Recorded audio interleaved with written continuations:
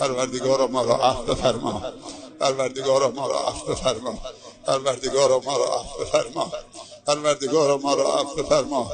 پروردگارا خودت گفتی اگر بندی از بندگان من دو دستشو بلند کرد 3 بار گفت یا الله یا الله یا الله،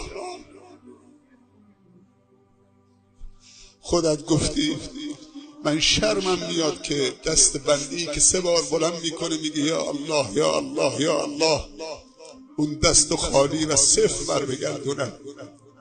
پروردگارا ما دستان نیاز رو بلند کردیم، ما نیازمندیم، به در خانه توی بی نیاز آمدیم در این وقت شب، چیزی جز آمرزش گناهان، مغفرت، هدایت، رحمت، رضای تو. پروردگارا نگاه به بدی ما مکن، بد کردیم، نگاه به خوبی خودت بکن، تو خوبی. پروردگار نگاه به گناهان ما مکن، نگاه به رحمت، وسعت رحمت خودت بکن.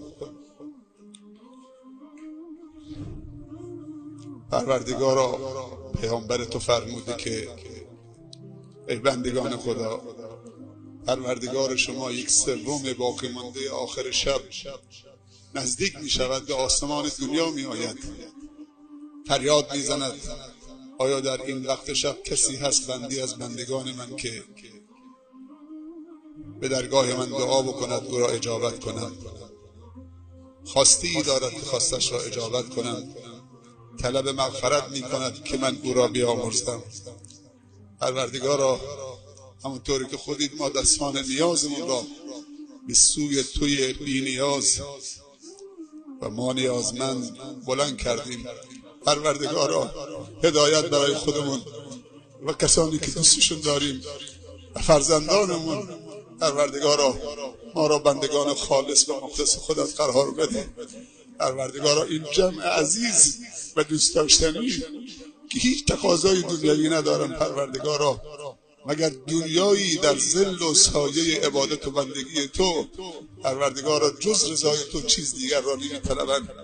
پروردگارا اگر ما بزرگتر و گناهکاریم، امشب در جمع ما بچه های شیرخوار وجود دارد، بچه های 2 ساله و 3 ساله و 5 ساله و 7 ساله که به سن گناه نرسیدن، به سن بلوغ نرسیدن.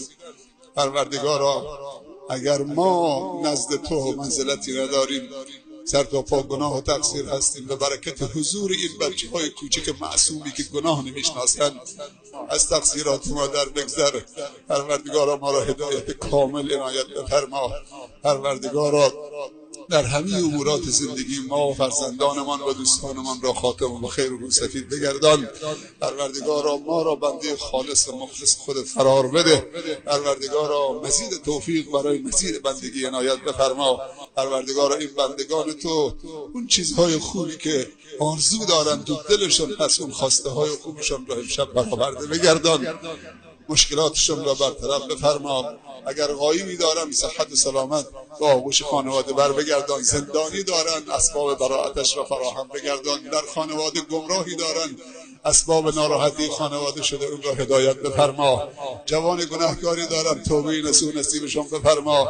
خواهر بی حجابی دارن حجاب حشمت و شرم و حیا را نصیب بفرما. پروردگار اگر مریضی دارن شفای عاجل عنایت بفرما. کسانی که توصیه دعا کردن، عزیزانی که قطع نخاع شدن تو کما هستن در بیمارستان، اون عزیزانی که تقاضای دعا برای خانواده و برای بچه‌هاشون کردن، همه و همه، چه اونهایی که تقاضا نکردن، همه و همه را شفای عاجل عنایت بفرما. خدایا چنین کن سرانجام و کار تو خوشنود باشی و ما رستگار. ربنا ظلمنا انفسنا و ان لم تغفر لنا و ترحمنا لنكونن من الخاسرین. و آخر دعوانا الحمد لله رب العالمین. دست همدیگه رو بفشارید، همدیگه رو حلال بکنید. پروردگارا چنین کن سرانجام و کار تو خوشنود باشه و ما رستگار.